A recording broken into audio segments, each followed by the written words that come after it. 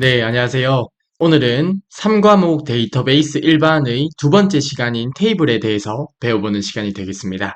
자, 바로 시작해 보겠습니다. 우선 저희가 이제 3과목 데이터베이스 일반은 이제 액세스에 대해서 주로 출제가 되게 되는데요. 저희가 액세스를 처음 보잖아요. 처음 보기 때문에 좀 친해지는 시간이 필요할 거라 생각합니다. 그래서 액세스와 한번 친해져 보도록 하겠습니다. 여기 보게 되면 테이블이 있고요. 그리고 쿼리라는 게 있고, 그리고 폼이 있고, 보고서, 그리고 매크로라는 게 있네요. 듣기만 해도 좀 생소하다, 그쵸? 하나씩 살펴볼게요. 당연히 어떤 친구를 처음 만나도 이제 좀 어색하듯이 어색한 시간이라고 생각하며 친해지기를 위한 마음으로 한번 수업을 해보겠습니다. 첫 번째로 테이블입니다. 테이블. 테이블은 데이터를 저장하고 관리하는 것으로 다른 객체의 원본 데이터가 된다고 하네요. 어떤 객체의 원본 데이터가 되는 게 테이블이네요. 그리고 이제 데이터를 저장하고 관리하는 게 테이블이라고 합니다. 다음으로 쿼리라는 게 있네요. 쿼리는 하나 또는 두 개 이상의 테이블에서 사용자가 원하는 데이터를 추출, 검색 및 내용을 변경하는 객체라고 하네요. 자, 이 쿼리는 하나 또는 두 개 이상의 테이블에서 사용자가 원하는 대로 어떻게 이제 만든 객체라고 생각을 해주시면 될 것 같고요. 그리고 폼이 나오네요. 폼은 테이블이나 쿼리를 원본으로 해서 폼은 테이블이나 쿼리를 원본으로 하네요. 입출력 화면을 작성하는 객체가 폼이 됩니다. 그리고 보고서를 보게 되면 테이블이나 쿼리를 원본으로 해서 동일하네요. 테이블이나 쿼리를 원본으로 해서 데이터의 출력을 위한 객체가 보고서가 되게 됩니다. 그리고 매크로 같은 경우에는 액세스의 작업을 자동화하는 객체라고 합니다. 엑셀에서도 이제 매크로는 어떤 작업을 자동화하는 객체였잖아요. 액세스에서도 동일하게 매크로는 액세스의 작업을 자동화하는 객체가 매크로가 됩니다. 자, 그래서 한 번만 더 살펴보게 되면 어떤 테이블이 있어요. 테이블이 있는데 저희는 여기에 어떤 데이터를 저장하게 될 거예요. 그쵸? 그리고 이 테이블을 이용해서 사용자가 원하는 대로 일부 테이블에서 추출하기도 하고 해서 원하는 쿼리를 만들 수 있습니다. 테이블에서 쿼리를 만들 수 있네요. 그리고 이 테이블이나 쿼리를 이용해서 입출력 화면을 작성하는 객체인 폼을 만들 수도 있고요. 그리고 데이터의 출력을 위한 객체인 보고서를 만들 수도 있다고 합니다. 자, 이 그림만 눈에 익히셔도 액세스와 친해지기는 성공적이었다고 말씀드리고 싶습니다. 다음으로 넘어갈게요. 자, 테이블 만들기입니다. 테이블 만들기. 첫 번째로 테이블에 대해서 배워보는 시간이죠. 테이블에서는 각 필드와 입력될 데이터의 형식 및 특성을 지정할 수 있다고 하네요. 그리고 뭐 디자인 보기나 데이터 시트 보기, 테이블 가져오기, 테이블 연결 등을 이용해서 작성을 할 수 있다고 합니다. 다양한 방법을 통해서 작성을 할 수가 있네요. 그쵸? 자, 아래쪽에 데이터 시트 보기가 나오고요. 그리고 디자인 보기가 나옵니다. 이것을 보고 액세스를 통해서 간단하게 좀 살펴볼게요. 우선 데이터 시트 보기입니다. 데이터 시트 보기에서 데이터를 추가하는데 새로운 레코드는 어떤 새로운 행은 항상 테이블의 마지막 행에만 추가된다고 하네요. 그리고 중간에 삽입할 수 없다는 특징이 있습니다. 해당 내용 기억해 주시고요. 그리고 레코드를 삭제하게 되면 액세스에서는 영구적으로 삭제가 된다는 특징이 있습니다. 이 해당 내용도 기억을 해주시면 되겠습니다. 다음으로 디자인 보기가 나오는데요. 말 그대로 어떤 테이블을 큰 틀에서 디자인을 하는 거예요. 그래서 테이블을 구성하는 필드를 추가하거나 제거하거나 수정할 수 있고요. 필드의 순서도 변경할 수 있고 데이터 형식, 필드 속성을 지정하거나 변경할 수 있는 게 디자인 보기가 되게 됩니다. 그래서 이 데이터 시트 보기와 디자인 보기를 액세스를 통해서 간단하게만 한번 살펴보도록 하겠습니다. 자, 이제 액세스를 통해서 간단하게 한번 살펴볼게요. 왼쪽에 보게 되면 저희가 앞서 봤듯이 테이블이 있고, 그리고 아래쪽에 쿼리도 있고, 폼도 있고, 보고서도 있네요. 그쵸? 자, 이번에는 저희가 테이블에 대해서 알아볼 거니까 이 중에 회원 목록 테이블로 한번 들어가 볼게요. 자, 이렇게 테이블이 쭉 나와 있습니다. 근데 여기에서 새로운 행을 추가하려면 항상 마지막 행에만 추가할 수 있었습니다. 그쵸? 그리고 레코드를 한번 삭제해 볼게요. 딜리트 버튼을 눌러보겠습니다. 그러면 레코드가 영구히 삭제되고 삭제된 내용은 되돌릴 수 없다고 하죠. 그렇기 때문에 레코드를 삭제하면 영구적으로 삭제된다는 내용을 한번 확인해 봤습니다. 자, 삭제는 안 했고요. 그리고 지금 보는 화면이 데이터 시트북인데요. 저희가 디자인 보기를 들어가서 디자인 보기를 한번 볼게요. 자, 디자인 보기로 들어왔습니다. 디자인 보기에서 이렇게 이제 전화번호 필드가 있으면 이렇게 필드 순서를 바꿀 수도 있고요. 그리고 어떤 데이터 형식을 회원번호는 숫자로 되어 있는데 텍스트로 바꿀 수도 있고 통화로 바꿀 수도 있고 이렇게 데이터 형식을 바꿔줄 수도 있습니다. 자, 저희가 액세스를 통해서 간단하게 테이블을 살펴봤는데요. 테이블의 디자인 보기로 들어가면 데이터 형식을 지정하는 게 있었잖아요. 그 각 데이터 형식에 대해서 학습을 해보도록 하겠습니다. 자, 데이터 형식이 참 많네요. 아래와 같이 이렇게 다양한 데이터 형식이 있는데요. 하나씩 찬찬히 살펴보겠습니다.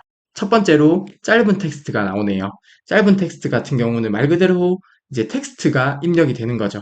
물론 숫자도 가능하겠죠. 텍스트 형태로 숫자가 입력 가능합니다. 여기서 최대 255자까지 저장할 수 있다는 내용은 좀 기억을 해주셨으면 좋겠습니다. 짧은 텍스트는 255자까지 저장할 수 있습니다. 그리고 긴 텍스트라는 데이터 형식이 있네요. 짧은 텍스트와 비슷하지만 최대 64,000자까지 입력할 수 있는 형식이 긴 텍스트가 됩니다. 다음으로 이제 숫자의 데이터 형식이 있네요. 숫자는 말 그대로 이제 숫자를 입력할 수 있는 형태로 바이트나 정수, 정수롱, 실수 싱글, 실수 더블까지 해서 다양한 숫자 형태가 있습니다. 기본적으로 정수롱이 입력된다고 하네요. 아, 혹시 높아심에 이야기하는데 이런 내용은 외울 필요 전혀 없습니다. 다음으로 통화의 데이터 형식이 있네요. 통화는 말 그대로 이제 화폐를 표시하는 형태로 기본적으로 통화값을 나타내는 기호가 붙는다고 하네요. 그리고 기본 필드 크기는 8바이트가 됩니다. 필드의 데이터 크기는 기억을 해주실 필요가 있습니다. 통화 같은 경우는 8바이트가 사용이 되네요. 다음으로 날짜와 시간 데이터가 있습니다. 말 그대로 어떤 날짜, 시간 데이터를 저장할 수 있는 형식이 되겠죠. 기본 필드 크기는 8바이트가 됩니다. 해당 내용도 기억을 해주시고요. 다음으로 1년 번호가 있습니다. 1년 번호는 기억을 해주실 필요가 있습니다. 새로운 레코드가 추가될 때마다 자동으로 번호를 하나씩 증가시켜주는 형식이 1년 번호입니다. 즉, 제가 어떤 필드에 1년 번호로 설정을 했어요. 1년 번호로 설정을 하게 되면 레코드를 추가할 때마다 1, 2, 3, 4 같이 자동으로 번호를 하나씩 증가시켜주는 형식이 바로 1년 번호가 됩니다. 자, 1년 번호는 기본 필드 크기는 4바이트라고 하네요. 해당 내용도 기억해 주시고요.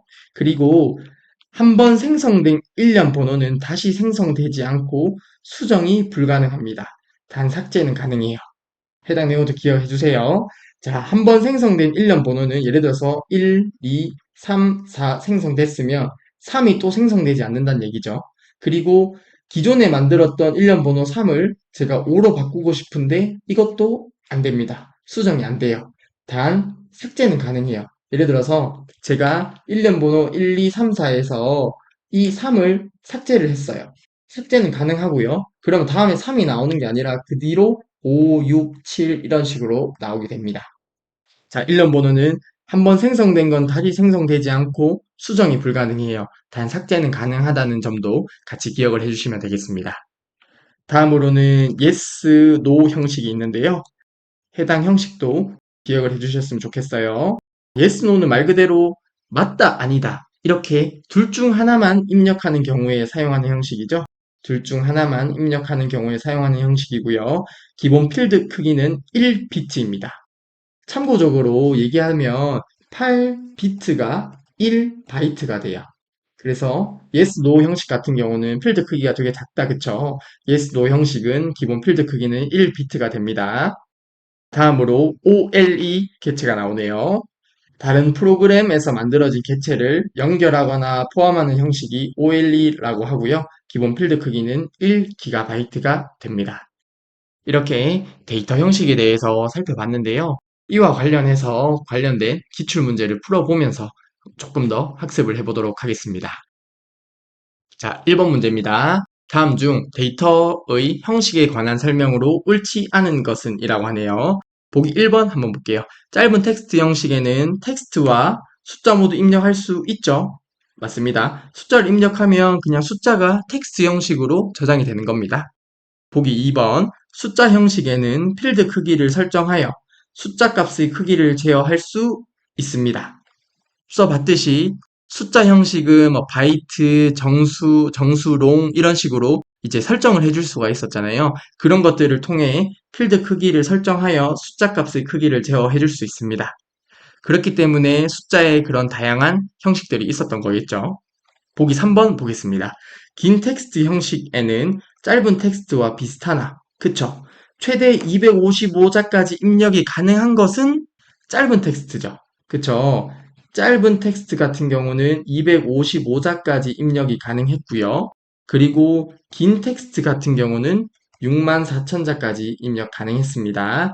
그렇기 때문에 3번이 틀렸고 1번의 정답은 3번이 되겠네요. 보기 4번 보겠습니다. 하이퍼링크 형식에는 하이퍼링크 형식이라는 게 있어요. 하이퍼링크가 어떤 것을 클릭하면 연결된 문서로 넘어가는 거죠. 그래서 하이퍼링크 형식에는 웹사이트나 파일의 특정 위치로 바로 이동하는 주소 데이터를 입력할 수 있다라는 것도 맞는 설명이 되겠습니다. 따라서 1번의 정답은 3번이 되겠네요. 보기 2번 보겠습니다. 다음 중 하나의 필드에 할당되는 크기가 가장 작은 데이터 형식이라고 하네요. 바로 답 나오죠? 답은 몇 번이에요? yes, no 형태가 가장 작았습니다. yes, no 데이터 형식은 1비트의 크기를 가진다고 했습니다. 그쵸? 그리고 데이터 형식에 따른 필드 크기를 아래쪽에 정리를 해봤는데요. 이 필드 크기는 어느 정도 기억을 해주실 필요가 있습니다. 저희가 통화와 그리고 날짜 시간 같은 경우는 8바이트였죠. 그쵸? 그리고 yes, no 형식 같은 경우는 1비트였습니다. 참고적으로 8비트가 1바이트라고 했었어요. 그리고 1년 번호 같은 경우는 필드 크기가 4바이트가 됐었습니다. 그쵸? 그렇기 때문에 여기에서 필드 크기가 가장 작은 데이터 형식은 예스도 형식이 되는 겁니다. 따라서 이번에 정답은 2번이 되겠네요. 자, 3번 문제 한번 보겠습니다. 다음 중 액세스의 개체에 대한 설명으로 옳지 않은 것은 이라고 하네요. 보기 1번 보겠습니다. 자, 매크로는 모듈에 비해 복잡한 작업을 처리하기 위해 프로그램을 직접 작성하는 것이라고 하는데 보기 1번이 틀렸네요. 그쵸? 이 매크로는 단순한 작업을 자동화해주는 개체입니다. 즉, 어떤 좀 단순 반복적인 업무를 자동화해주는 개체가 매크로가 되고요. 해당 매크로를 통해서 처리하기 어려운 프로그램을 직접 작성하는 것이 모듈이 되게 됩니다. 그렇기 때문에 보기 1번은 반대로 설명을 했네요. 그렇기 때문에 정답은 1번이 되겠습니다. 보기 2번 볼게요. 쿼리는 폼이나 보고서의 원본 데이터로 사용할 수 있다고 하는데 보기 2번은 맞는 설명이죠. 저희가 앞서 액세스와 좀 친해지길 바래를 했습니다. 그쵸? 그래서 좀 친해졌다고 생각을 하지만 한 번 더 살펴볼게요. 저희는 어떤 데이터를 저장하는 테이블이 있었고요. 이 테이블을 이용해서 쿼리를 만들 수 있었습니다. 사용자가 원하는 대로 테이블을 하나 또는 뭐 2개 이상의 테이블을 이용해서 쿼리를 만들 수 있었고요. 그리고 이러한 테이블이나 쿼리를 통해서 입출력 화면을 작성하는 객체인 폼을 만들 수 있었습니다. 그리고 테이블이나 쿼리를 이용해서 데이터 출력을 위한 객체인 보고서를 만들 수 있었어요. 그쵸? 그래서 쿼리는 폼이나 보고서의 원본 데이터로 사용할 수 있죠. 이 쿼리를 이용해서 폼이나 보고서의 원본 데이터로 사용할 수 있습니다. 그래서 보기 2번은 맞는 설명이 되겠고요. 보기 3번. 폼은 테이블이나 쿼리 데이터의 입출력 화면을 작성한다. 맞는 설명이죠. 보기 4번입니다. 테이블은 데이터를 저장하는 데 사용하는 데이터베이스 객체로 맞는 설명입니다. 레코드 및 필드로 구성이 됩니다. 보기 4번도 맞는 설명이 되겠네요. 따라서 3번의 정답은 1번이 되겠습니다. 4번 문제 한번 볼게요. 다음 중 일련 번호, 데이터 형식에 관한 설명으로 옳지 않은 것은 이라고 하네요. 저희가 앞서 일련 번호에 대해서 학습을 했었는데요. 자, 일련 번호. 일련 번호는 새로운 레코드가 추가될 때마다 자동으로 번호를 증가시켜주는 형식이라고 했었습니다. 기본 필드 크기는 4바이트가 되고요. 한번 생성된 일련 번호는 다시 생성되지 않고 수정이 불가능하고 하지만 삭제는 가능하다라는 특징이 있는 게 일련 번호 형식이었습니다. 이런 내용을 바탕으로 문제를 한번 풀어볼까요? 옳지 않은 것은 이라고 하네요. 보기 1번입니다. 새로운 레코드 추가 시 자동으로 번호가 부여되는 게 일련 번호죠. 보기 1번은 맞는 설명이 되겠습니다. 보기 2번입니다. 해당 데이터 필드에 값이 입력되면 입력 번호는 수정할 수 없죠. 맞는 설명이네요. 보기 3번입니다. 삭제된 일련 번호는 다시 부여되지 않습니다. 다시 생성되지 않는 게 일련 번호 데이터 형식이었습니다. 그러면 정답은 4번이 되겠네요. 보기 4번. 일련 번호 형식의 필드 크기는 변경할 수 없다고 하는데요. 조금 이따 액세스 통해서 간단하게 한번 살펴볼게요. 일련 번호 형식에서 필드 크기를 변경할 수 있습니다. 필드 크기를 변경할 수 있는데요. 여기 보게 되면 정수 롱이 기본적으로 지정이 되는데 4바이트가 되고요. 그리고 복제 ID라는 게 있는데 16바이트로 지정을 해주는 게 복제 ID입니다. 여기에서 이렇게 세부적으로 기억할 필요는 없고요. 일련 번호 필드 크기는 4바이트다. 이것만 꼭 기억을 해주시면 되겠습니다. 암튼 4번의 정답은 4번이 되겠습니다. 이와 관련해서 액세스를 통해서 간단하게 한번 살펴볼게요. 액세스를 통해서 보게 되면 왼쪽에 사용 목록 테이블이 있죠. 사용 목록 테이블로 한번 들어가 볼게요. 그리고 사용 목록 테이블을 디자인 보기로 한번 열어보겠습니다. 디자인 보기를 열었을 때 목록 순번 필드가 데이터 형식이 일련 번호로 지정되어 있네요. 그쵸? 해당 필드를 클릭하고 아래쪽에 보게 되면 필드 크기를 지정해 줄 수가 있는데요. 일련 번호 데이터 형식일 때 아래쪽에 보게 되면 정수롱으로 지정해 줄 수도 있고 복제 아이디로 지정을 해줄 수도 있어요. 그래서 보시다시피 필드 크기를 설정해 줄 수 있는 것을 한번 확인해 봤습니다. 자, 다음으로 필드 속성에 대해서 배워보겠습니다. 말 그대로 어떤 필드의 속성을 지정하는 게 필드 속성이 되는데요. 필드 속성에 여러 가지들이 있는데 하나씩 한번 살펴보도록 하겠습니다. 첫 번째로 입력 마스크입니다. 사용자가 데이터를 신속하고 정확하게 입력할 수 있도록 입력되는 데이터 형식에 적합하게 입력 틀을 만들어주는 속성이 입력 마스크가 됩니다. 즉, 입력 마스크는 입력 틀을 만들어주는 거예요. 아래쪽에 보게 되면 입력 마스크의 사용자 지정 형식이 나오는데요. 마스크 형식, 그리고 서식 기호 저장 유무, 마스크 표시 문자라고 나오는데요. 이것만 봤을 때 당연히 이해가 안 됩니다. 그래서 조금 이따 예제를 보면서 자세하게 좀 설명을 드릴게요. 일단 앞쪽에는 마스크 형식을 지정을 해주는 거고요. 형식을 지정을 해주고 서식 기호 저장 유무라고 나오는데 0을 입력하게 되면 서식 기호도 테이블에 저장한다는 의미가 되고요. 1 또는 생략을 하게 되면 입력 값만 서식 기호 제외하고 입력 값만 저장한다는 뜻이 됩니다. 그리고 마스크 표시 문자는 데이터에 입력될 자리에 표시되는 문자를 지정해 주는 거예요. 예를 들어서 골뱅이로 지정을 해주게 되면 사용자가 데이터를 입력할 때 해당 마스크 형식에 맞게 골뱅이가 표시가 되는 게 마스크 표시 문자가 되거든요. 이해가 안 되셔도 괜찮습니다. 조금 이따 예제를 보면서 한번 더 말씀드릴게요.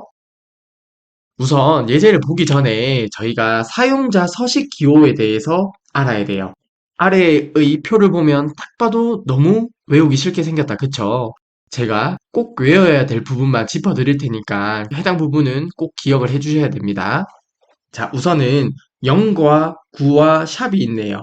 이 기호들은 숫자와 관련된 기호예요.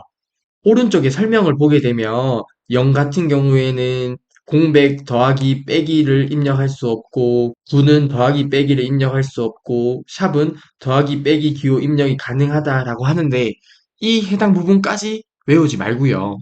자, 제가 말씀드리는 부분만 외우시면 됩니다. 기호에서 숫자와 관련된 거는 0과 9와 샵이에요. 그러면 차이점이 뭐냐? 0은 필수로 반드시 입력을 해야 된다는 거예요. 그래서 사용자 서식 기호에 0을 입력하면 숫자가 반드시 입력돼야 되는 거고요. 9나 샵을 입력하게 되면 입력해도 되고 안 해도 되는 게 됩니다. 이해되시죠? 다음으로 L과 물음표가 있는데 여기는 한글이나 영문자를 입력하는 기호예요. 그래서 차이점을 보게 되면 L은 반드시 입력을 해줘야 되는 거고요. 물음표는 선택사항입니다. 다음으로 A, 뭔가 이제 all이라는 느낌이 있죠. 한글, 영문자, 숫자도 가능해요. 한글, 영문자, 숫자도 all, 전부 모두 가능한 서식 기호가 A가 되는데요. 차이점은 대문자 A로 하게 되면 필수가 되게 됩니다. 되셨을까요? 다음으로 해당 기호와 이 기호 같은 경우에는 모든 문자와 공백도 입력할 수 있어요. 있는데 필수인 것을 기억을 해주시면 됩니다. 여기까지 되셨을까요? 자, 그러면 해당 내용을 다시 한번 정리해 드릴게요. 외울 때는 숫자라고 하면 0, 9, 샵 이렇게 외워주시고요. 한글 영문자 L 물음표, 한글 영문자 숫자 모두는 대문자 A, 소문자 A고요. 모든 문자 공백은 해당 기호와 C를 입력해주면 됩니다. 여기까지는 아셔야 되고요. 그리고 필수인 거를 외워야 되는데요. 필수는 올라 이렇게 외워주자고요. 올라 이렇게 하면 올라죠. 자, 필수는 올라입니다. 올라 해당 내용 꼭 기억해 주세요. 필수인 거는 올라예요. 자, 그러면 다시 숫자, 한글 영문자 숫자, 모든 문자 공백, 그리고 필수는 올라다. 이렇게 외워주시면 되겠습니다. 되셨을까요? 그리고 아래쪽에 나오는 두 가지만 더 살펴볼게요. 이 악센트 기호를 왼쪽으로 크게 하면요. 대문자로 변환하여 입력하는 거고요. 반대로 아래쪽의 기호는 소문자로 변환하여 입력해요. 자, 이거는 안 헷갈리게 어떻게 외우냐면요. 여기 왼쪽에 벌리고 있죠. 대. 왼쪽에 좁아지고 있네요. 소 이렇게 적어줍니다. 그러면 해당 기호는 대문자로 변환, 해당 기호는 소문자로 변환 이렇게 기억을 해주시면 되겠습니다. 자, 그래서 사용자 서식 기호에서 여러분들이 외우셔야 될 내용을 말씀드렸습니다. 이러한 내용을 바탕으로 해서 입력 마스크 관련 예제를 한번 살펴볼게요. 첫 번째 예제를 먼저 살펴보겠습니다. 입력 마스크가 이렇게 지정이 되어 있네요. 그쵸? 여기에서 입력 값을 이렇게 숫자로 입력을 했습니다. 서식 기호에서 0은 숫자를 의미한다고 했죠. 그래서 입력 값이 숫자로 잘 입력이 되었다는 것을 확인할 수 있고요. 입력 마스크는 어떤 입력 틀을 만들어 주는 거였습니다. 그렇기 때문에 입력 마스크에 맞게 괄호 숫자 3개 010 괄호 닫고 하이픈 2345 하이픈 6789 이렇게 잘 출력이 되는 것을 확인할 수 있습니다. 자, 여기에서 마스크 형식이 지정이 되어 있는 거고요. 그리고 서식 기호 저장 유무라고 있는데 1또는 생략을 하면 입력값만 테이블에 저장이 되는 거죠. 그러면 이렇게 출력은 되지만 테이블에 저장이 되는 거는 이 입력값만 저장이 되는 건데요. 여기에서 만약에 입력 마스크를 000, 0000, 0000, 세미콜론 0을 주게 되면 이 괄호나 하이픈 같은 서식 기호가 테이블에 저장이 되는 거죠. 그렇게 되면 이 출력 값이 테이블에 저장이 되는 겁니다. 이해되셨을까요? 아래쪽 예제를 한번 볼게요. 자, L과 물음표는 한글과 영문자를 입력하는 거였다. 그쵸? L과 물음표는 한글이나 영문자를 입력받는 서식 기호였는데요. 여기에서 이렇게 돼 있으면 대문자, 이렇게 돼 있으면 소문자라고 했어요. 그쵸? 자, 입력 마스크 이 부분을 한번 살펴볼게요. 그러면 앞에 들어오는 내용은 영문자 잘 들어왔네요. 그러면 대문자로 바꿔주기 때문에 앞에는 대문자 T가 나오고요. 뒤에는 소문자를 지정해줘야겠죠? 나머지가 소문자로 들어옵니다. 그래서 앞쪽에만 대문자, 뒤쪽에는 소문자로 해서 잘 출력이 되는 것을 확인할 수 있습니다. 자, 아래쪽 예제 한번 보겠습니다. 이번에는 이게 소문자로 변환을 해주는 거고요. 그리고 L 같은 경우는 한글이나 영문자 잘 입력이 됐고요. 여기 0은 숫자죠. 여기 가운데 숫자 잘 입력된 거 확인할 수 있습니다. 이렇게 됐을 때 소문자로 변경해주기 때문에 이렇게 ETF가 소문자로 잘 출력된 것을 확인할 수 있습니다. 그래서 마스크 형식을 이렇게 지정을 해주고요. 세미콜론을 주고 서식 기호 저장 유무를 설정을 해줄 수가 있었습니다. 그쵸? 해당 내용을 다시 한번 숙지하고 아래쪽 예제를 한번 같이 볼게요. 이번에는 이렇게 소문자가 입력받아라고 되어 있고요. LL00이 되어 있는데요. 자, 이게 무슨 의미인지 볼게요. 앞 두 자리는 소문자 두 자리로 받는 거 맞죠? 그리고 0은 숫자라고 했습니다. 숫자 두 개를 입력을 받는데 자, 저희가 필수 배웠죠? 필수는 뭐였어요? 올라라고 했습니다. 올라 하고 이것까지 해줘야 돼요. 자, 그러면 L과 0은 필수다 맞죠? 소문자 두 자리와 숫자 두 개를 반드시 필수로 입력을 받아라. 이런 의미가 됩니다. 이해되시죠? 자, 아래쪽 예제 한번 같이 볼게요. 이번에는 마스크 형식이 이렇게 지정이 되어 있어요. 마스크 형식이 지정이 되어 있고요. 그리고 서식 기호 저장 유무가 지정이 되어 있는데 0을 줬기 때문에 서식 기호들 괄호나 하이픈 이런 것들이 테이블에 저장이 되겠죠. 그쵸? 그리고 이번에는 마스크 표시 문자도 지정이 되어 있네요. 그러면 사용자가 입력을 할 때 데이터에 입력될 자리에 표시되는 문자를 이렇게 지정을 해주는 거예요. 이 의미를 보게 되면 입력 시에 언더바 기호가 표시되도록 하며 사용자가 입력할 때 언더바 기호가 표시되는 거예요. 그리고 괄호나 하이픈 같은 기호도 테이블에 저장을 해라 이런 의미가 되는 겁니다. 이해되시죠? 이렇게 입력 마스크에 대해서 알아봤고요. 다음 필드 속성인 유효성 검사 규칙에 대해서 알아보겠습니다. 자, 유효성 검사 규칙은요. 필드에 입력할 데이터 값을 제한하여 잘못된 데이터의 입력을 방지하기 위한 속성이다라고 합니다. 자, 예를 들어서 이런 거예요. 사용자가 어떤 필드에 데이터를 입력을 할 때, 자, 입력을 받는데 제가 여기에 어떤 점수라는 필드가 있다고 가정을 해볼게요. 점수라는 필드가 있는데 제가 100점 초과되는 값은 입력하지 마라고 이렇게 지정을 해줄 수가 있잖아요. 그쵸? 점수는 100점을 넘을 수가 없으니 이런 것들이 유효성 검사 규칙이 되는 거죠. 그래서 해당 규칙을 통해서 잘못된 데이터 입력을 방지하기 위한 속성이 되는 겁니다.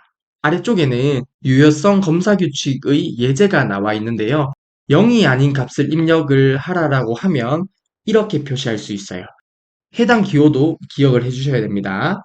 여기에서 어떤 A는 B이다 이렇게 표현을 할 수 있죠. A가 B보다 크다. A가 B보다 작다.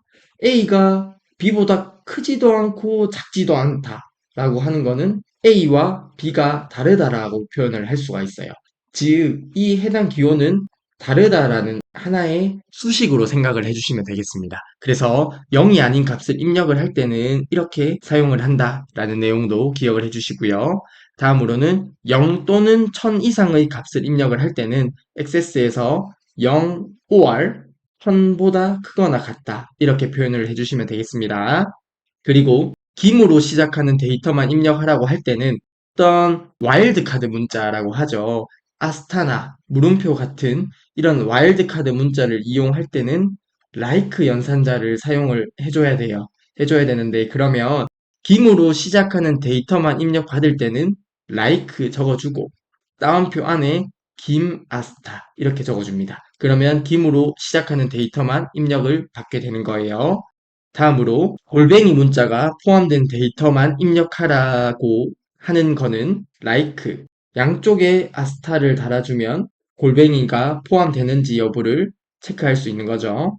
그리고 마지막으로 최로 시작하는 3개의 문자 데이터만 입력하라고 하면 like 하나의 문자를 의미하는 물음표를 써주면 되겠죠. 최하고 물음표 2개를 하게 되면 최로 시작하는 3개의 문자 데이터를 입력받는 유효성 검사 규칙이 됩니다. 해당 예제는 이 예제에 대해서 이렇게 된다는 내용도 같이 기억을 해주시면 좋겠습니다. 자, 아래쪽에 보면 유효성 검사 텍스트라고 나오는데요. 이것은 간단해요. 입력한 데이터가 유효성 검사 규칙에 어긋날 경우 표시할 오류 메시지를 설정을 해주는 게 유효성 검사 텍스트가 됩니다. 즉, 유효성 검사 텍스트를 이렇게 설정을 한 상황에서 여기에서 사용자가 103점을 입력을 했어요. 그러면 유효성 검사 텍스트가 설정되어 있는 상황에서 이 해당 텍스트가 알림으로 메시지 박스가 나오면서 오류라고 표시를 해주는 거예요. 그래서 유효성 검사 규칙에 어긋날 경우 표시할 오류 메시지를 설정해주는 게 유효성 검사 텍스트가 됩니다. 다음으로 저희가 인덱스라는 필드 속성에 대해서 배워볼게요. 이번에는 인덱스예요. 인덱스에는 3가지 종류가 있는데요. 아니요로 설정해 줄 수가 있고 예인데 중복 가능한 경우, 예, 중복 불가능한 경우 이렇게 3가지의 속성이 있습니다. 인덱스에는 3가지가 있어요. 인덱스는 말 그대로 어떤 이제 인덱스, 목차, 어떤 정리를 해주는 거잖아요. 그래서 인덱스를 설정하면 레코드의 검색할 때, 어떤 레코드를 찾을 때나 정렬할 때는 속도가 향상이 됩니다. 하지만이 중요하죠. 인덱스를 설정하면 레코드의 추가나 수정 시에는 속도가 느려진다고 합니다. 자, 왜냐하면 레코드를 추가할 때 그냥 추가하는 게 아니라 설정되어 있는 인덱스에 맞게 어디로 들어갈지 찾아서 레코드를 추가해줘야 되는 거죠. 수정을 하면 그냥 수정이 되는 게 아니라 수정한 이후에 인덱스에 맞게 설정이 되는 거죠. 그렇기 때문에 인덱스를 설정하면 검색이나 정렬은 빨라지지만 레코드를 추가하거나 수정할 때는 속도가 느려집니다. 해당 부분 꼭 기억을 해주시고요. 그리고 OLE 개체 필드에는 인덱스를 설정할 수 없다고 하네요. 다음으로 필드의 기본 키를 지정하면 조금 이따 배울 거예요. 해당 필드에는 자동으로 인덱스 중복 불가능이 설정됩니다. 참고적으로 조금 이따 배울 건데 기본 키를 사용하게 되면 중복이 허용되지 않고요. 해당 필드에 널 값을 입력할 수 없거든요. 그렇기 때문에 인덱스 중복 불가능이 기본 키로 설정하면 자동으로 설정이 되는 거예요. 다음으로 기타 속성에 대해서 살펴볼게요. 아래쪽에 나오는 속성들은 상대적으로 간단하거든요. 살펴보겠습니다. 첫 번째, 캡션입니다. 데이터 시트 보기 상태에서 필드 이름 대신 표시될 새로운 이름을 지정하는 속성이 캡션이 됩니다. 캡션은 어떤 이름표 같은 역할을 하는 거죠. 예를 들어서 필드 이름이 A인데 캡션을 B로 설정을 하게 되면 필드 이름은 A지만 데이터 시트 보기 상태에서 B가 표시가 된다는 거죠. 다음으로 기본 값입니다. 새로운 레코드가 만들어질 때 필드에 자동으로 입력되는 값을 지정하는 속성이 기본 값입니다. 예를 들어서 기본 값을 3으로 설정하면 레코드 추가할 때 해당 칸에 3이 입력되어 있겠죠. 다음으로 필수입니다. 필드에 반드시 값이 입력되어야 할지의 여부를 지정하는 속성이 필수가 되고요. 다음으로 빈문자열 허용입니다. 필드에 빈문자열을 허용할지 말지를 지정해주는 속성이고요. 다음으로 IME 모드라고 하는데요. 데이터 입력 시 한글이나 영문자 등의 입력 상태를 지정하는 속성이에요. 이게 동일한 말로 처음에 입력할 때 입력 모드를 지정해주는 거죠. 그래서 IME 모드가 한글이면 해당 필드의 값을 적을 때 기본적으로 입력 모드가 한글이 되는 거예요. 그래서 IME 모드를 잘 설정해주면 데이터 입력할 때 좀 편할 수 있겠죠. 이렇게 저희가 이제 필드 속성에 대해서 배워봤는데요. 이와 관련한 기출문제를 풀어보면서 시험 문제에는 어떻게 출제되는지 한번 살펴보도록 하겠습니다. 자, 5번 문제 보겠습니다. 다음 중 인덱스에 대한 설명으로 가장 옳지 않은 것은 이라고 하네요. 저희가 인덱스에 대해서 배웠었죠. 인덱스는 아래와 같이 이렇게 배웠었습니다. 이 해당 내용을 바탕으로 바로 문제를 풀어보겠습니다. 보기 1번 OLE 개체 데이터 형식 필드는 인덱스를 설정할 수 없죠. 보기 1번은 맞는 설명이 되겠고요. 인덱스 속성은 아니요, 예, 중복 불가능, 예, 중복 가능 중 한 개의 값을 갖습니다. 보기 2번도 맞는 설명이 되겠고요. 보기 3번입니다. 인덱스는 여러 개의 필드에 설정해 줄 수 있습니다. 인덱스는 한 개의 필드에만 설정할 수 있다고 하면 틀린 보기가 됩니다. 그러면 정답은 4번이 될 텐데요. 데이터의 업데이트 속도가 빨라진다고 하는데요. 보기 4번이 틀렸네요. 그쵸? 인덱스를 설정하며 레코드의 검색과 정렬 속도는 향상이 되지만 레코드를 추가하거나 수정, 업데이트할 때에는 속도가 느려집니다. 그렇기 때문에 보기 4번이 틀린 보기가 되겠네요. 따라서 5번의 정답은 4번이 되겠습니다. 6번 문제 한번 볼게요. 동일하게 인덱스에 관한 문제가 되겠네요. 다음 중 테이블의 필드 속성 설정 시 사용하는 인덱스에 관한 설명으로 옳지 않은 것은 이라고 하네요. 보기 1번입니다. 인덱스를 설정하며 레코드의 검색과 정렬 속도는 빨라지죠? 보기 1번은 맞습니다. 보기 2번입니다. 인덱스를 설정하며 레코드의 추가, 수정, 삭제 속도는 느려집니다. 말씀드렸듯이 검색과 정렬 속도는 빨라지지만 어떤 레코드를 추가하거나 수정할 때는 속도가 느려져요. 추가적으로 삭제할 때도 속도가 느려집니다. 보기 3번입니다. 데이터 형식이 OLE 개체인 필드에는 인덱스를 설정할 수 없습니다. 그러면 6번의 정답도 4번이 되겠네요. 보기 4번. 인덱스는 한 개의 필드에만 설정 가능하므로 주로 기본 키에 설정한다고 하는데 보기 4번이 틀렸네요. 인덱스는 말씀드렸듯이 여러 개의 필드에 지정할 수 있습니다. 따라서 6번의 정답은 4번이 되겠습니다. 7번 문제 보겠습니다. 이번에는 입력 마스크에 대해서 나왔는데요. 저희가 사용자 서식 기호를 잘 공부했는지 묻는 문제가 되겠네요. 자, 저희는 아래쪽에 나온 것처럼 사용자 서식 기호를 공부하면 된다고 했습니다. 숫자는 0, 9, 샵이고요. 한글 영문자 L 물음표, 한글 영문자 숫자 모두 되네요. all A고요. 모든 문자 공백은 이렇게 표시해주고 필수는 올라라고 했습니다. 그리고 대문자 앞에 대, 소 이렇게 해서 외워주면 된다고 했습니다. 자, 문제를 볼게요. 입력 마스크를 이렇게 입력했다고 하네요. 이때 입력 데이터로 옳은 것은 이라고 묻는 문제가 되겠네요. 0, 9, 샵, L이라고 적어줬는데요. 여기에서 0과 9와 샵은 숫자를 입력받는 서식 기호고요. L은 한글이나 영문자를 입력받는 서식 기호가 되죠. 그리고 필수인 것 같은 경우에는 올라라고 했습니다. 그러면 여기에서 0과 L만 필수로 입력을 받아라 이런 의미가 되겠죠. 근데 보기를 보면 4개 다 입력이 된 걸 봤을 때 필수인 경우에도 데이터를 입력받았다는 것을 알 수 있겠네요. 그러면 정답은 몇 번이에요? 정답은 1번이죠. 앞에 3개 숫자로 입력받은 게 보기 1번밖에 없네요. 그쵸? 그래서 7번의 정답은 1번이라고 쉽게 풀 수 있었던 문제가 되겠습니다. 다음으로 8번 문제 한번 보겠습니다. 다음 중 입력 마스크 설정에 사용하는 사용자 정의 입력 마스크 기호에 대한 설명으로 옳은 것은 이라고 하네요.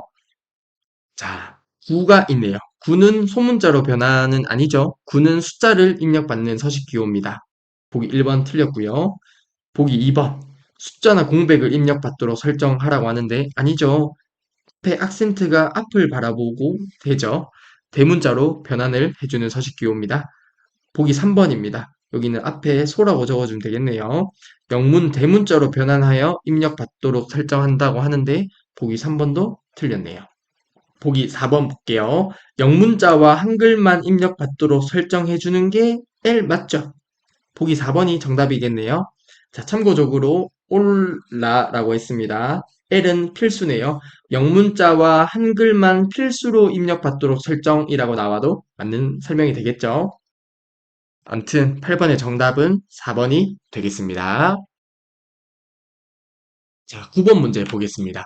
폼의 각 컨트롤에 포커스가 위치할 때 입력 모드를 한글 또는 영숫자 반자로 지정하고자 한다라고 합니다.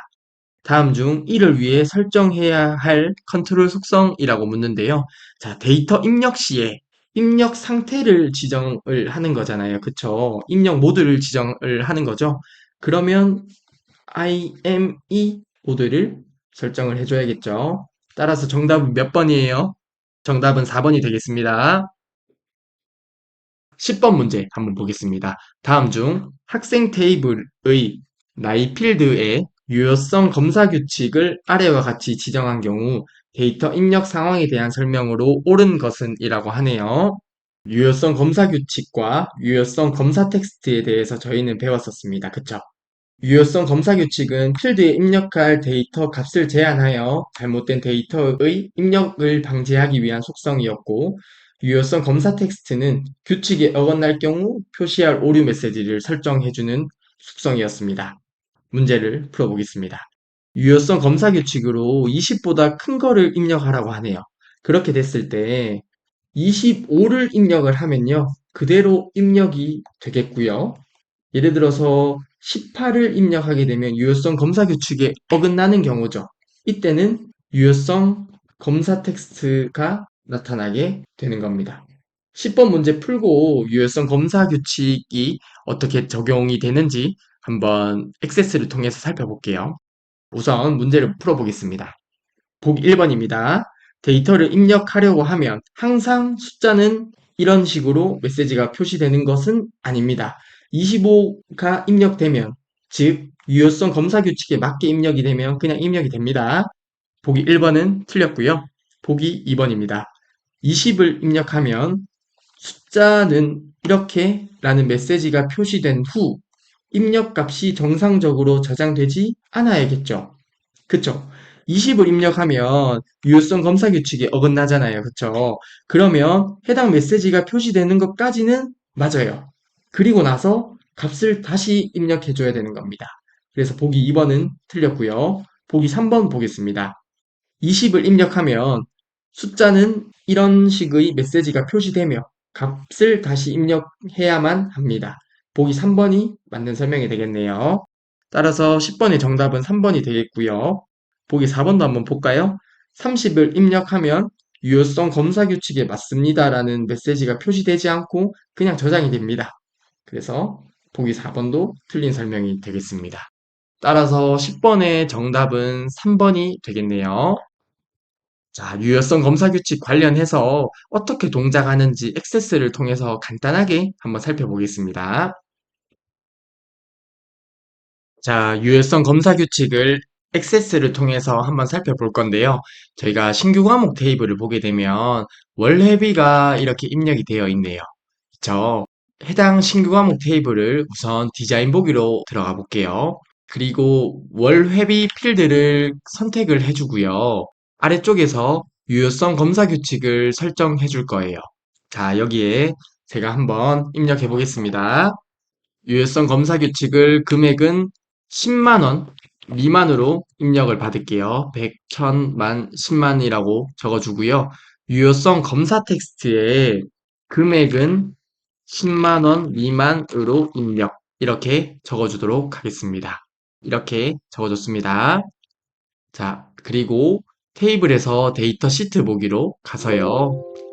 자, 변경된 내용을 저장을 하고요. 자, 여기에서 제가 월회비를 여기 조깅을 15만 원으로 한번 바꿔볼게요. 그러면 유효성 검사 규칙에 맞지 않기 때문에 해당 유효성 검사 텍스트가 나오게 되는 거고요. 이렇게 저장이 안 되죠. 새로 값을 입력해야 됩니다. 그러면 제가 다시 9만 원으로 입력을 한번 해보겠습니다. 그러면 유효성 검사 규칙을 만족했기 때문에 그냥 어떤 메시지가 나오지 않고 저장이 되게 되는 거죠. 이해되시겠죠? 11번 문제 보겠습니다. 이번에도 입력 마스크, 사용자 서식 기호에 대해서 묻는 문제가 되겠네요. 사용자 서식 기호. 해당 부분 꼭 외워주세요. 아래쪽 내용을 바탕으로 바로 문제를 풀어보겠습니다. 입력 마스크를 LA09 물음표로 입력했네요. 그쵸? 여기에서 어떤 거는 보기에 보면 5개로 입력된 것도 있고 3개로 입력된 것도 있고 4개로 입력된 것도 있네요. 그러면 필수 여부에 따라서 달라지겠죠? 그쵸? 필수가 뭐였죠? 올라가 필수였습니다. 그러면 여기에서 필수가 여기, 여기, 여기는 필수가 될 거고요. 나머지는 선택사항이 되겠네요. 그쵸? 그러면 일단 이 부분이 필수로 잘 입력되어 있는지 한번 살펴볼까요? 여기에서 L은 한글과 영문자입니다. 그쵸? A는 한글, 영문자, 숫자 다 입력받을 수 있고요. 우선 보기 1번 한번 볼게요. 한글, 영문자, A, 영문. 보기 1번은 맞죠? 보기 3번도 맞습니다. 그리고 보기 2번을 보게 되면 한글, 영문자 왔고요. A에 숫자가 들어와도 되니까 여기도 맞네요. 그쵸? 여기도 앞 두 글자는 다 맞는 것을 확인해 볼 수 있습니다. 다음으로 0도 필수로 반드시 입력이 돼야 되는데요. 숫자를 입력받아야 되죠. 그럼 세 번째가 숫자인지 확인해 볼까요? 아, 다 숫자가 맞게 입력이 됐네요. 그쵸? 그렇게 됐을 때, 그러면 보기 2번은 일단 입력할 수 있겠네요. 그쵸? 9랑 물음표에 대해서는 입력을 안 하면 되니까요. 보기 2번은 일단 잘 입력이 된 거고요. 그리고 보기 3번을 보게 되면요. 뒤에 1이 들어와 있는데 숫자 9에 1을 입력하고 물음표에는 입력을 하지 않으면 보기 3번도 잘 입력이 된 거겠죠. 그러면 보기 1번 아니면 4번이 정답인데요.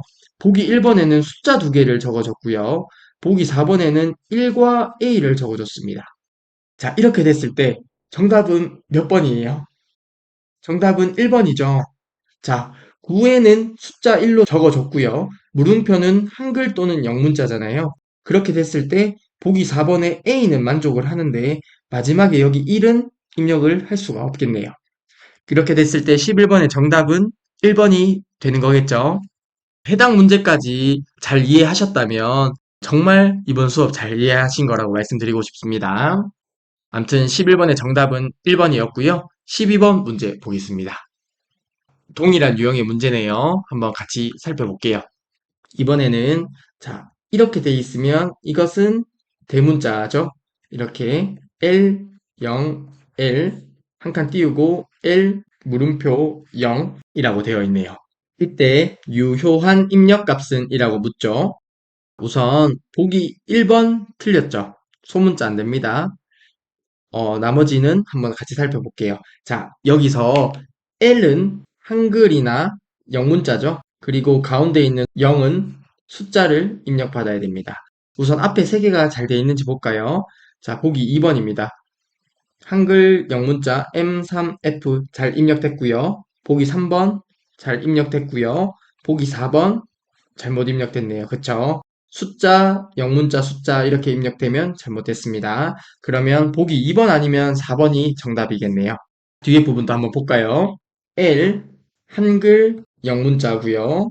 물음표, 한글, 영문자 동일합니다. 이때는 6개 다 입력되어 있으니까 필수나 선택에 상관없이 해당 서식 기호의 의미를 보면 되겠죠? 0은 숫자입니다. 그래서 유효한 입력값은 보기 몇 번이 되나요? 정답은 3번이 되겠네요. 그쵸? 보기 2번에 보면 A07인데요. 가운데가 숫자가 들어오면 안 되죠? 따라서 12번의 정답은 3번이 되는 겁니다. 자, 마지막 13번 문제네요. 13번 문제를 풀기 전에 저희가 속성 중에 조회 속성이라는 게 있어요. 그 조회 속성에 대해서 한 가지만 더 살펴보고 13번 문제를 풀고 테이블 1번을 마무리해 보도록 하겠습니다. 조회 속성입니다. 조회 속성은요, 사용자가 값을 직접 입력하는 것이 아니라 콤보 상자나 목록 상자를 통해 값을 선택하도록 한대요. 값을 선택하도록 하며 정확하게 입력할 수 있도록 하는 속성이 조회 속성이 되게 됩니다. 조회 속성에 보면 아래쪽에 속성들이 있는데요. 그것을 한번 같이 살펴볼게요. 컨트롤 표시예요. 컨트롤 표시는 조회 속성을 설정하려면 콤보 상자나 목록 상자를 선택해야 한다고 합니다. 이런 콤보 상자나 목록 상자를 우선 컨트롤 표시에서 선택을 해주고요. 아래쪽에 보면 행 원본 유형이 나옵니다. 행 원본 유형은 목록의 말 그대로 행의 원본 유형, 행 원본의 유형을 지정해 주는 게 행 원본 유형이 되는데요. 행 원본 유형에 보면 아래쪽에 보는 것처럼 세 가지가 있습니다. 첫 번째로 테이블 쿼리가 나오고요. 두 번째로 값 목록, 세 번째로 필드 목록이 나오네요. 테이블 쿼리를 보면 테이블이나 쿼리에서 가져온 데이터를 원본으로 사용을 하는 게 테이블 쿼리가 되겠죠. 말 그대로 행 원본 유형을 테이블이나 쿼리에서 가져오겠다는 게 되고요. 그리고 값 목록 같은 경우는 직접 입력한 값을 원본으로 사용한다고 합니다. 즉, 사용자가 내가 사용할 값을 행 원본 유형으로 사용하려면 값 목록을 지정해주게 되는 거겠죠. 그리고 필드 목록은 테이블이나 쿼리에 있는 필드 이름을 원본으로 사용할 수 있다고 하네요. 이 두 가지가 종종 출제가 되거든요. 이 행 원본 유형 중에 테이블 쿼리랑 값 목록은 기억을 해주시고요. 그리고 행 원본이 나오게 됩니다. 말 그대로 행 원본의 유형을 지정해 줬으면 이제 행 원본을 지정해 줘야겠죠. 그래서 행 원본 유형에서 선택한 것에 따라 달라지는데 행 원본으로 사용할 데이터를 지정해주게 됩니다. 그리고 바운드 열이 나오네요. 바운드 열, 그리고 아래쪽에 열 개수가 나오는데요. 이것은 어떤 의미인지 살펴볼게요. 바운드 열은 선택한 여러 개의 필드 중에서 해당 컨트롤에 저장되는 필드를 지정해주는 게 바운드 열이 됩니다. 그리고 열 개수는 표시되는 열의 개수를 지정해주는 게 열 개수가 되는 거예요. 예를 들어서 이런 게 있어요. 어떤 열 필드에서 제가 해당 필드에 콤보 상자를 통해서 조회 속성을 설정해주고 싶어요. 그러면 여기에서 제가 예를 들어서 값 목록을 선택을 하고 행 원본으로 A, B, C를 입력하게 되면 해당 필드에서 이 콤보 상자 버튼을 클릭하면 A, B, C 이렇게 표시가 된다는 게 조회 속성이 되는데 여기에서 열 개수를 두 개로 지정하게 되면 여기 표시되는 거를 두 가지 열이 표시되게 지정을 할 수 있는 거예요. 그래서 A, B, C, 골드, 실버, 기타 이런 식으로 조회 속성이 표시가 될 수 있게 할 수 있는데 예를 들어서 열 개수를 두 개를 표시할 수 있게 해줬어요. 이 상태에서 바운드 열을 첫 번째 열로 지정을 하게 되면 이 첫 번째 열만 필드에 저장이 되게 되는 거죠. 그렇게 되면 바운드 열을 1로 지정하게 되면 첫 번째 열이 필드에 지정이 되게 하는 속성이 바운드 열이 되게 됩니다. 그래서 바운드 열을 보게 되면 여러 개의 필드 중에 해당 컨트롤에 저장되는 필드를 지정해주는 게 바운드 열이 되고요. 열 개수는 말 그대로 그냥 표시해주는 열의 개수를 지정해주는 게 열 개수 속성이 되게 됩니다. 다음으로 열 이름이라고 나와 있는데 목록에 열 이름의 표시 여부를 지정해주는 속성이 되고요. 다음으로 열 너비가 나오네요. 열 너비입니다. 열의 너비를 지정하고 열이 여러 개일 경우 세미콜론으로 구분한다고 하네요. 열 너비가 0이면 해당 열은 표시되지 당연히 않겠죠.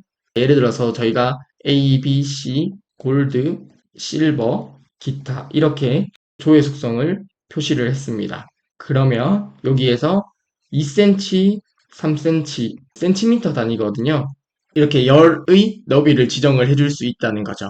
열이 여러 개일 경우는 2, 3 이렇게 세미콜론으로 구분을 해주면 됩니다.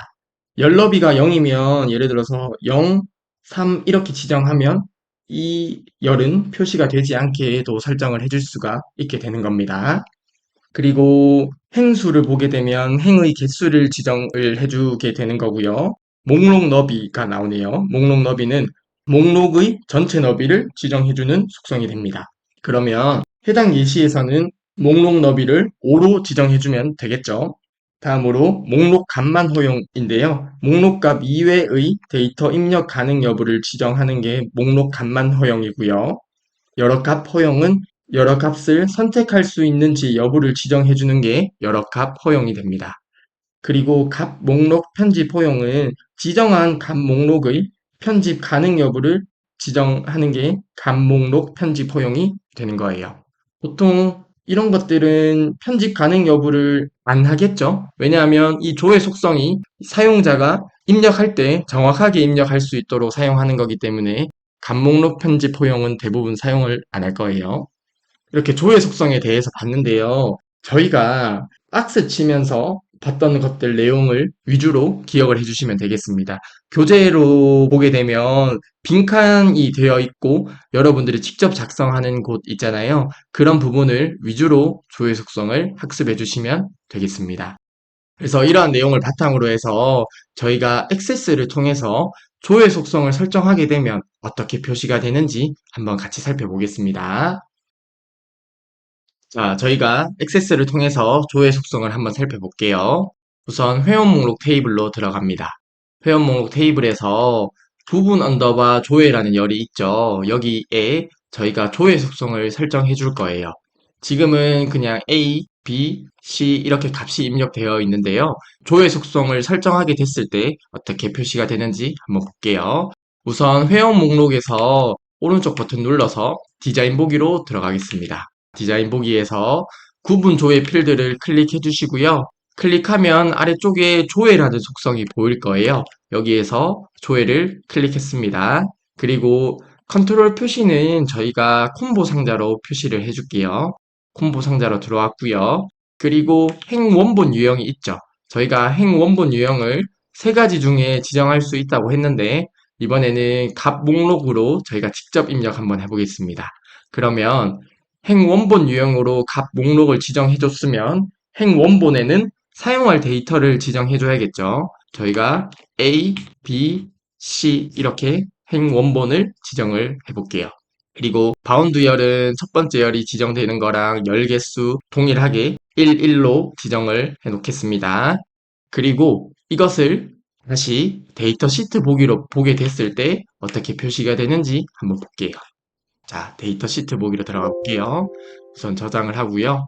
구분 언더바 조회에서 이번에는 콤보 상자가 표시가 되는데 아래쪽에서 이렇게 선택을 할 수 있게 조회 속성이 설정된 것을 볼 수 있네요. 그래서 이렇게 조회 속성을 설정하면 사용자가 정확하게 값을 입력할 수 있도록 해주는 속성이 조회 속성이 되겠죠. 이제 13번 문제 한번 살펴보겠습니다. 다음 중 테이블의 조회 속성에 대한 설명으로 옳지 않은 것은 이라고 하네요. 보기 1번 한번 보겠습니다. 조회 속성을 이용하면 사용자가 지정값을 입력하는 과정에서 발생하는 오류를 줄일 수 있겠죠? 보기 1번은 맞습니다. 보기 2번 보겠습니다. 조회 열에서 다른 테이블이나 쿼리에 있는 값을 조회하도록 설정할 수 있죠. 저희가 이제 행 원본 유형에서 테이블 쿼리를 선택을 하게 되면 다른 테이블이나 쿼리에 있는 값을 조회하도록 설정할 수 있겠죠. 그래서 보기 2번의 설명도 맞는 설명이 되겠습니다. 보기 3번입니다. 원하는 값을 직접 입력하여 조회 목록을 만들 수 있죠. 저희가 방금 했었던 건데 행 원본 유형을 값 목록으로 설정을 하면 제가 원하는 값을 직접 입력하여 조회 목록을 만들 수 있었습니다. 보기 4번 한번 볼까요? 조회 목록으로 표시할 열의 개수는 변경할 수 없으며라고 하는데 변경할 수 있죠. 저희가 이제 열 개수에서 표시되는 열의 개수를 설정할 수 있었습니다. 그렇기 때문에 4번이 틀렸네요. 그러면 13번의 정답은 4번이 되겠습니다. 그래서 열의 개수는 열 개수에서 표시될 열의 개수를 설정할 수 있었습니다. 자, 이렇게 테이블 1번의 모든 문제를 살펴봤습니다. 정말 수고하셨습니다.